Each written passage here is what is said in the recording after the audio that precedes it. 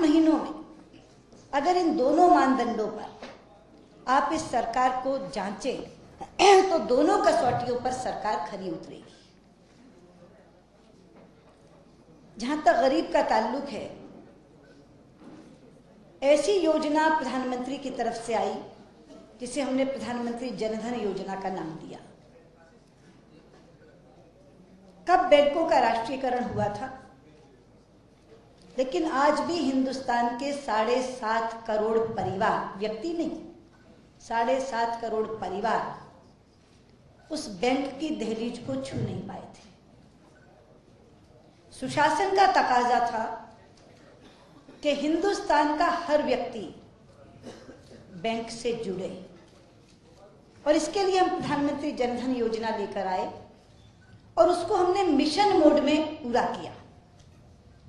जब मैं कहती हूं मिशन मोड में पूरा किया तो मुझे बताते हुए खुशी है कि 23 करोड़ परिवार हैं इस देश में, और चंद महीनों में हमने 20 करोड़ 91 लाख लोग बैंक से जोड़ दिए, जिसमें 7.5 करोड़ नए बैंक खाते खुले।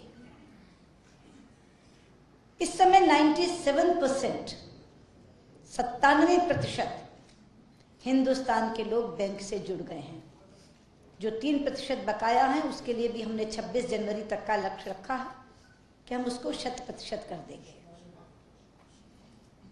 कभी कोई कल्पना नहीं कर सकता था कि बैंक का खाता बिना पैसा दिए खुल सकता है।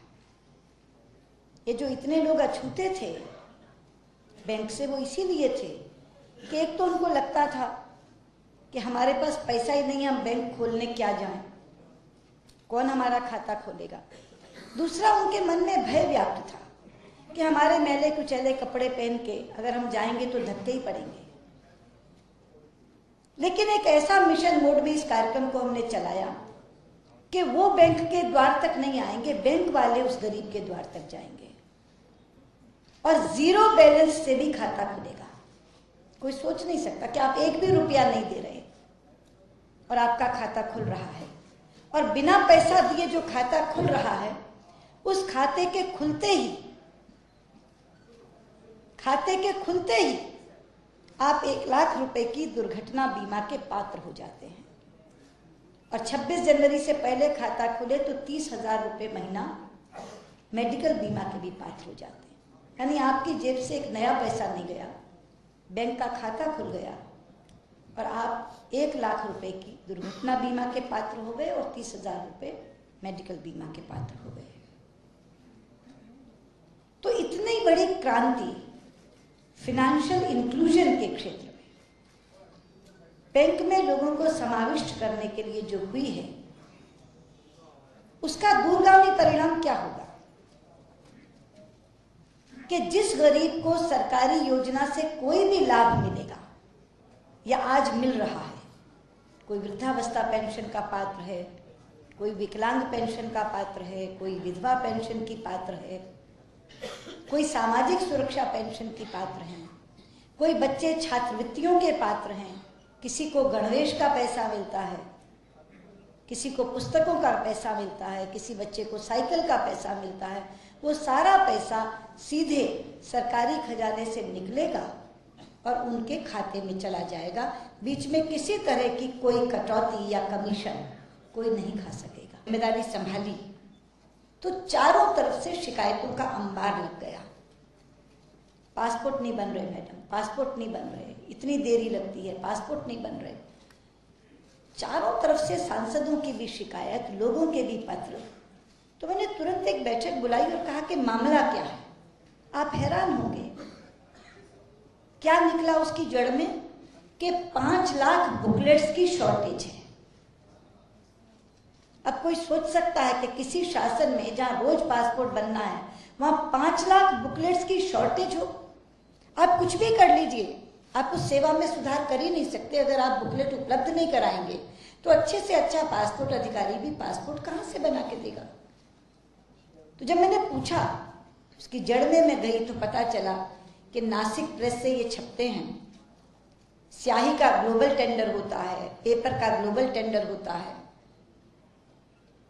पहले होम मिनिस्ट्री की क्लियरेंस लेनी पड़ती है, फिर फाइनेंस मिनिस्ट्री की क्लियरेंस लेनी पड़ती है।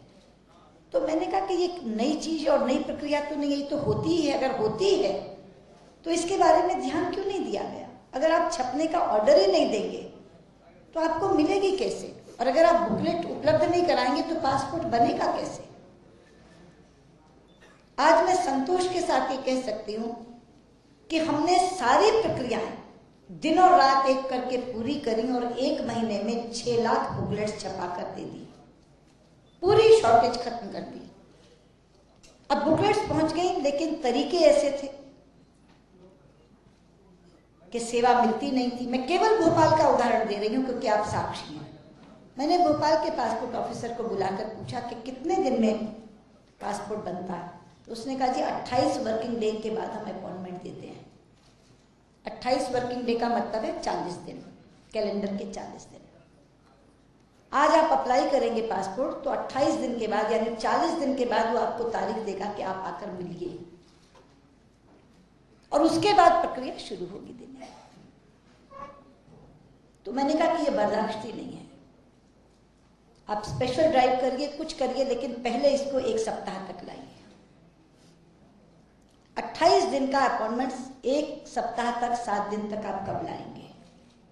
मित्रों, आज मैं ये कह सकती हूँ कि कल हमारे पासपोर्ट अधिकारी मिलने आए थे और उन्होंने मुझे कहा कि जी 28 दिन की बजाय हम 7 दिन तक, 7 वर्किंग डे तक हम इसको ले आए हैं। जो 40 कैलेंडर डे थे उसको 12 तक ले आए हैं। अब मैंने उन्हें लक्ष्य दिया है कि 7 को भी 3 दिन करिए। हमने स्पेशल ड्राइव्स की, सैटरडेज को मेले लगाए। जो 800 लोगों को अपॉइंटमेंट एक दिन में दी जाती थी उसको 1300 को अपॉइंटमेंट दी, और ये सारा बैकलॉग निकाल दिया। और उसके साथ साथ एक स्थायी समाधान ये किया कि एक ही दफ्तर था भोपाल का पूरे मध्य प्रदेश के लिए। एक नया पासपोर्ट सेवा केंद्र हमने इंदौर में खोलने का फैसला किया। तो जैसे ये पासपोर्ट केंद्र इंदौर से चालू हो जाता है तो भोपाल का काम आधा हो जाता है। हमने इंदौर में एक स्पेशल कैंप किया जिसमें सारा पुराना बैकलॉग निकाल दिया। अभी हम 27-28 तारीख को ग्वालियर में कैंप कर रहे हैं ताकि वहां का भी बैकलॉग निकल जाए।